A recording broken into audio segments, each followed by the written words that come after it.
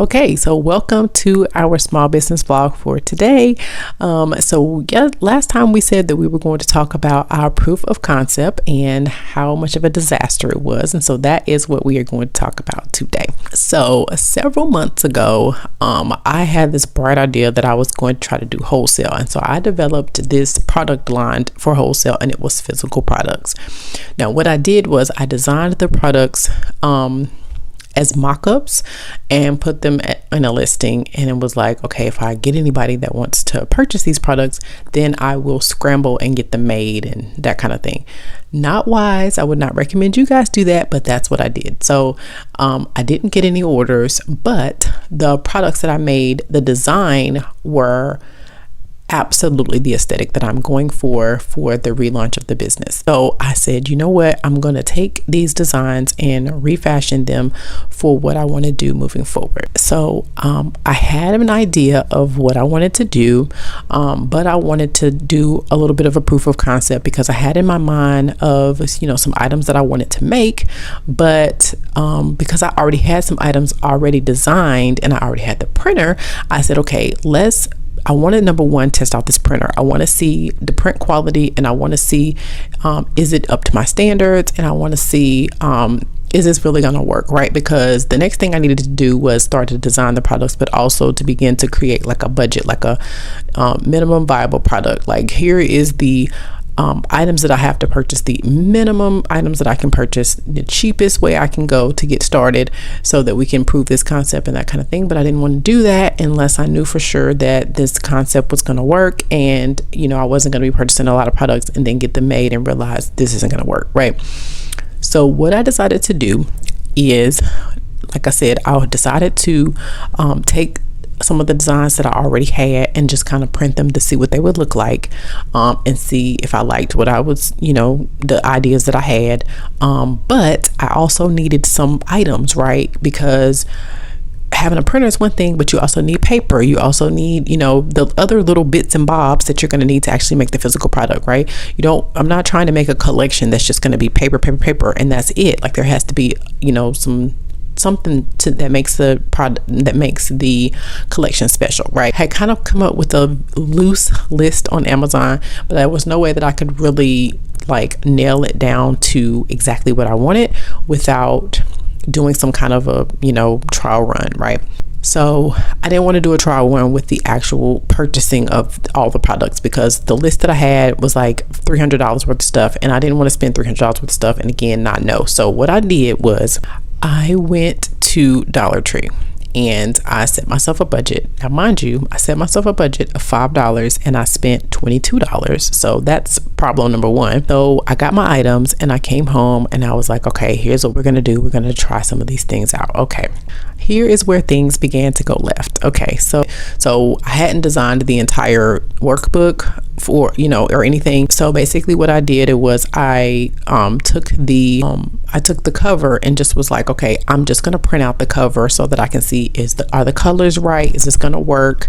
And so that was what I tried. Now, I already had some glossy photo paper, which I know I would not print with glossy photo paper, but that's what I had. And again, I was trying to work off of, the cheapest amount of stuff as possible so I can see if this is going to work.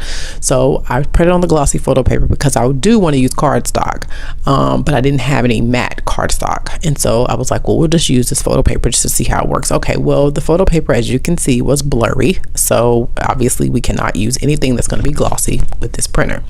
So, but that was good for me to know that, I definitely for sure have to get matte, which I had already planned on doing, but that's important to know.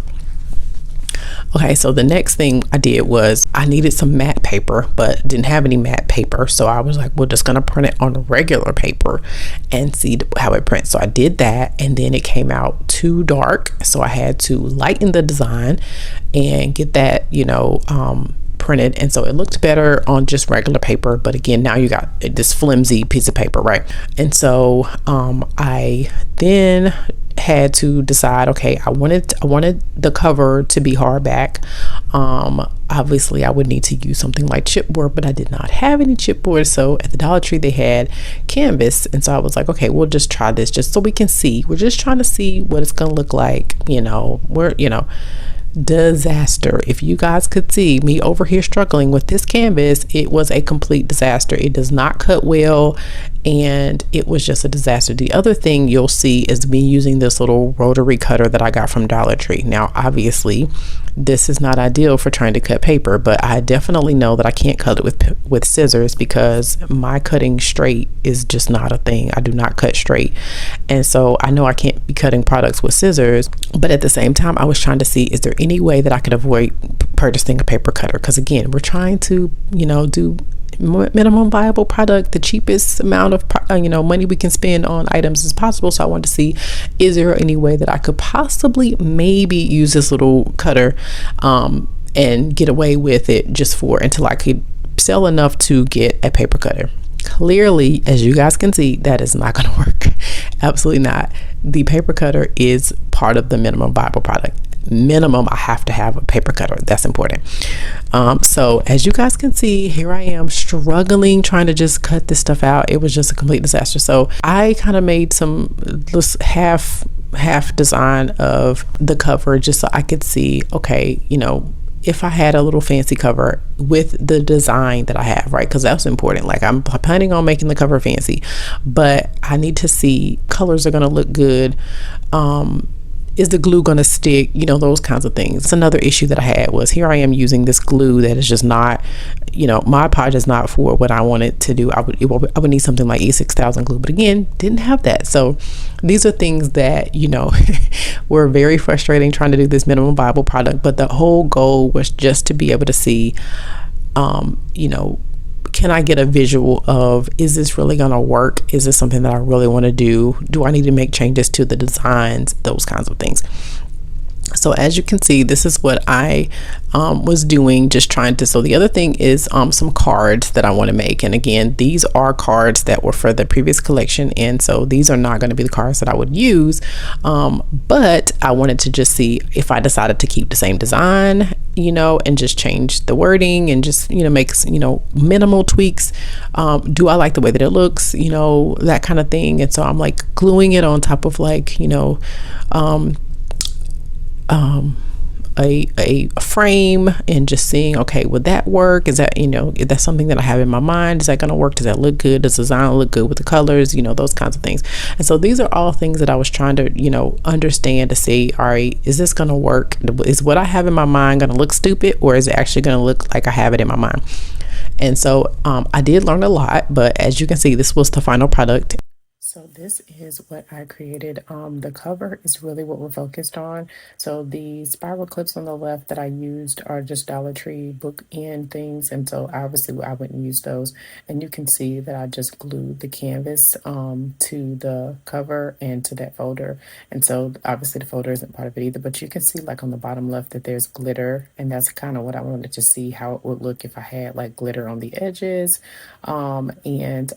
Just wanted to be able to see if this was a hardback, will this design work? Do I like it?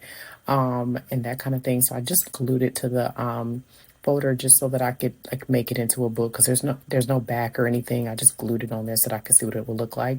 And so this is kind of what, the mock-up would look like in terms of the front. The lines, I didn't like the lines. That's actually part of the design, but it looks like it's just like something wrong with the printer. So I'm going to take that out because it doesn't look like I thought it was going to look, and it doesn't look like it looks on the screen. So again, that's why we're doing this, so that we can see how it looks. And so you can see with the inside cover, this is the blurred one that I showed you guys that I did on photo paper. But I just put that in there again so I could see how it would look. And also I wanted to see, do I want to redo the front cover on the inside or not? And so I was checking that out. And then the inside is just another product. It's not the product this product. I haven't designed the inside of this product yet. I just wanted to see, how it would look, because I'm probably going to use part of that product in this product. But anyway, I just wanted to see, okay, if this were a book, how would it look? And so nothing is going to be the way that this looks right now. It's just I wanted to be able to see, all right, if this were a hardback, do I like the way that this looks? Do I like the design? Did it print out the way I wanted it to print out? Do I like the hardback cover? All that kind of stuff. So these are the envelopes that we made. This one right here is the one that we actually made, that you guys saw, and you can see that it's like bent, and that's because it was too small. When I put the cards in there, I realized that the cards made it thicker and it just wouldn't close. And then that you can see is like a little bead that I put on there that actually was meant to be like a flattened jewel, but I didn't have any of those, so I just made that work. And so you can see kind of what the envelope looks like, and so you guys saw that one, but I just realized that it was definitely too small, so I made a bigger one and then also changed it with a flat one, in terms of a jewel. I'm not going to use that because I didn't like the color of it. It looked too yellow and I wanted gold, but I just was like, all right, let me just see, do I like this concept? And I definitely decided I don't like the flap. I do want it to just be like a like a something open.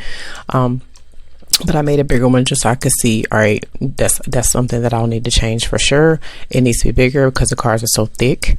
And then I also made a black one so that I could just see, do I like black? Do I like gold?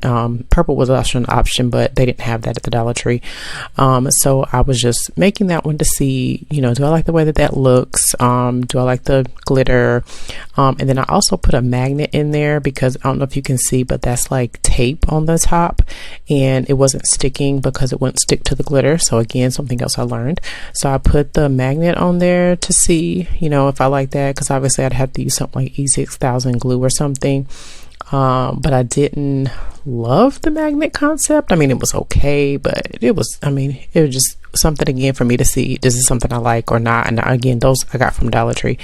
So that's the cards, and the cards, as you can see, they're like glued to the cardstock. So it's like regular paper glued to the cardstock, because remember the cardstock was blurry. So again, obviously that wouldn't be how I would do it. It would just be printed on there. So they look a little wrinkly because I had to glue them. But again, just to be able to see, do I like the cards, do I like the size, that kind of thing. And so all in all, I learned a lot, and obviously none of the products are going to look like this, right? But I learned a lot to kind of see what will work, what won't work, and also to be able to finalize, the stuff that is currently in my Amazon cart. And I had a lot of problems, let me tell you. And so I did make a lot of changes and a lot of tweaks to the design and to the products, because I was like, they just weren't up to my standards. And there's some things that I learned that I was like, okay, I definitely want to keep this. And then there were some things where I was like, no, that's not going to work for me. But it also, the main goal of me doing this exercise was for me to take the items that I had in my Amazon cart and say, this item can be taken out, this item has to be added, those kinds of things. Because what I don't want to do is, get all the products here and then do this exercise and then realize, oh, I need this, oh, I need that, oh, I need this, right? I really want to be able to purchase the products and be off to the races, right? Because if I'm going to start, setting out an actual launch date and those kinds of things, like product development needs to not take, weeks and weeks and weeks. And so that was important. So that's what I did. And as you can see, it did not go like I wanted it to go, but I did learn a lot, and I was able to finalize my Amazon list. Yes, I was able to finalize that list, but then I have to figure out how to pay for the items on that list. And so that was another issue that I had to just kind of set to the side and say, all right, what else can I be working on? So then the next thing was to actually plan the products. What products do I want to create? And that kind of thing. And so that is what we're going to talk about in the next video. Thank you guys so much for watching. Please like, share, and subscribe so you don't miss the next part of the next vlog.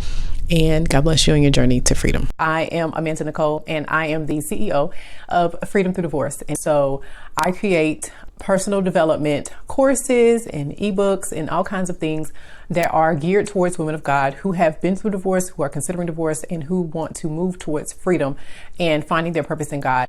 So what is Freedom Through Divorce? Well, Freedom Through Divorce is actually an online school full of personal development courses for women of God who have been through divorce or who are considering divorce. Anyone who has had to deal with divorce understands that it is extremely difficult. There are so many balls that you have to juggle. Will the children be okay? Is this something that God is going to be okay with? How does it affect my relationship with God? How am I going to learn how to be independent as a new single person or a new single mom? And there's so many things you have to consider. And as a Christian, there are just so few resources out there to help you understand how to navigate those things. So this is a school that really goes from considering divorce and understanding God's views on divorce, when it's acceptable, when it's not acceptable, and understanding that there are so many more cases where God sees divorce as acceptable than what is normally taught out there. And it does it in a way that is not condescending, that's not judgmental, that is just giving you the information from God's heart. And most importantly, is from someone that's been through what you're going through. It's not just theology. It's not just I read this or I heard this, but it's someone that's actually walked through it. So the personal development courses are meant to help you move and experience freedom through divorce, because there's so many people who they get a divorce, but they don't thrive afterwards. They stay stuck. They stay bitter. They stay telling anyone that'll listen how terrible their ex is. And that's not God's plan for you. God wants you to be able to move towards the purpose and plan that he has for your life and to thrive so that the chapter of your life post-divorce is better. That's what the word says. It says your latter days shall be greater than the former days. So that's what Freedom Through Divorce is all about. It's personal development courses that you can take the information from a biblical perspective and experiencing God's freedom, his prosperity, his love, his joy, his peace, all of the fruits of the Spirit and the blessings that he sent his son to die for you to be able to have. Just because you've had to go through a divorce does not mean that you are negated from the promises that God has for you. So that's what Freedom Through Divorce is. If you're interested in learning more, visit our school today.